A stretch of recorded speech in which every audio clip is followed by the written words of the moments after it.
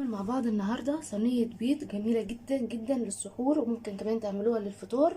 جميله جدا، لازم تجربوها. هنحتاج مع بعض خضره متقطعه، هنحتاج بصل بيضتين كبار مبشورين في او متقطعين قطع صغيره او ضربهم زي في الكبه كده. وهنحتاج برضو طماطمتين كبار ضربهم في الكبه اهو، او متقطعين قطع صغيره، زيتون شرايح، جبنه شيدر متقطعه، واذا حابين ممكن تحطوا كمان جبنه موتزاريلا. هنحتاج كمان معلقه كبيره من البيكنج باودر وسبع بيضات. هنبدأ ازاي دلوقتي؟ هنبدأ نحط البيض في الكبة عندي، او هتضربوه على ايديكم بالمضرب السلك عادي، بس انا بحب احطه في الكبة واضربه مع الملح والبيكنج باودر. هوريكم. بيض هنحتاج نحط عليه معلقة صغيرة ملح اهي، رشة فلفل اسمر كده اهو، كمان هنحتاج رشة بابريكا، رشة بابريكا اهي بالشكل ده كده. هنحتاج كمان معلقة كبيرة من البيكنج باودر. طبعا انتوا تستغربوا نحط بيكنج باودر على البيض، ده بيخليه نافش في الصينية وجميل جدا اهي. معلقتين صغيرين او معلقة كبيرة بيكنج باودر، وهنضرب كل الخليط ده مع بعضه. طبعا هي الكبة مكانها الخضرة والطماطم اللي انا عاملاها في الكبة.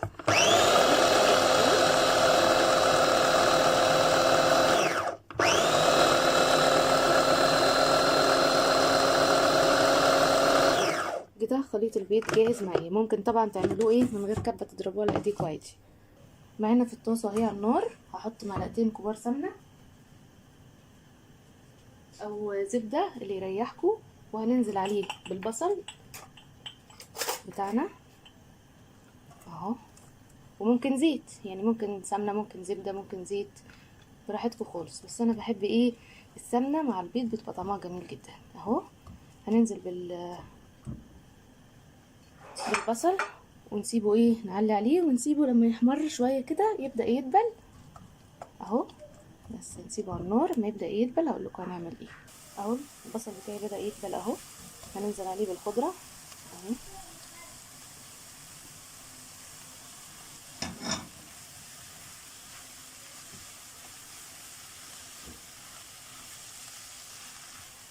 بعدين نجيب الطماطم بتاعتنا، ننزل بالطماطم القطع بتاعتنا اهي،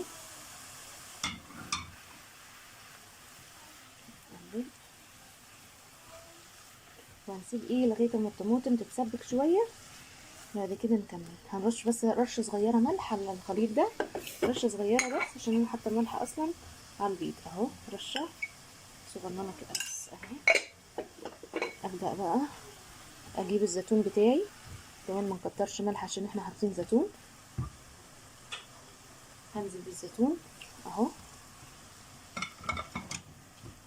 واغطيه واسيبه بقى ايه على النار يدبل شويه كده وايه، وصوص الطماطم يتقل ويتسبك شويه بس كده.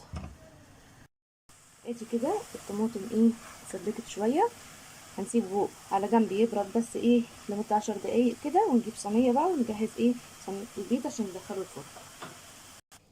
هننزل معانا بالخليط اهو، يعني انا مستعجله عليه فحطيته سخن، انتوا بس سيبوه يبرد شويه، بس انا عشان مستعجله بس فحطيته على طول اهوت. المفروض بقى تسيبوه كده في الصينيه يبرد شويه، وبعدين ننزل عليه بالبيض.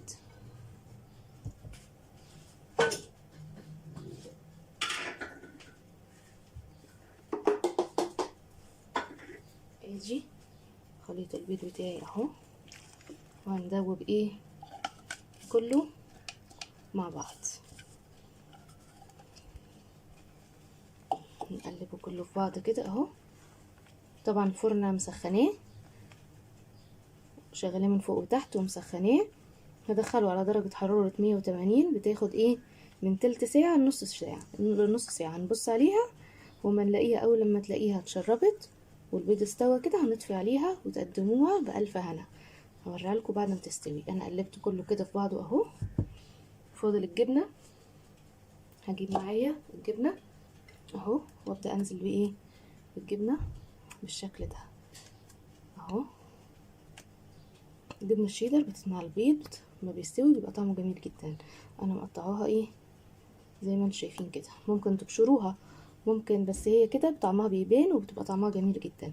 ممكن تحطوا جبنه موتزاريلا على الوش برضو بتبقى حلوه، بس انا هكتفي بس بالجبنه الشيدر اهو. اتاكد ان ايه وزعت كل الجبنه في كل مكان عندي اهو، واغطسها كده جوه صينيه البيض اهي بالشكل ده. لو عندكم فلفل الوان ممكن تعملوا ايه، تحطوا كمان فلفل الوان. بس هدخلها بقى الفرن لمدة نص ساعة واوريكم بعد ما استوت ده شكلها ازاي. شكل البيض بعد ما طلع، انا لسه مطلعه حالا من على النار، جميل جدا جدا جدا. هنقطعه مع بعض ونقدمه في طبق وجميل جدا، لازم تجربوه. هنقطعه مع بعض، بس طبعا الصينية سخنة المفروض نسيبه يبرد شوية وبعدين نقطعه. نقطعه كده اهو اهو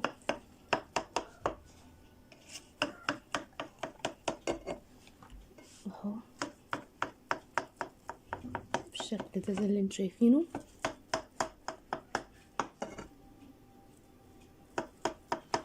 وهبدأ اطلعه واوريكم شكله بعد ما اقدمه. ده شكل البيض اهو بعد ما طلع، جميل جدا جدا جدا. بصوا بصوا الجمال، لازم تجربوه، بس سيبوه يبرد وقطعوه عشان ميتهريش منكم. جميل جدا، جربوه وقولوا لي رايكم. ما تنسوش تعملوا لايك للفيديو ده وشير وتشتركوا في قناتي وتتابعوا كل وصفاتي. اشوفكم على خير يا حبايبي، باي باي.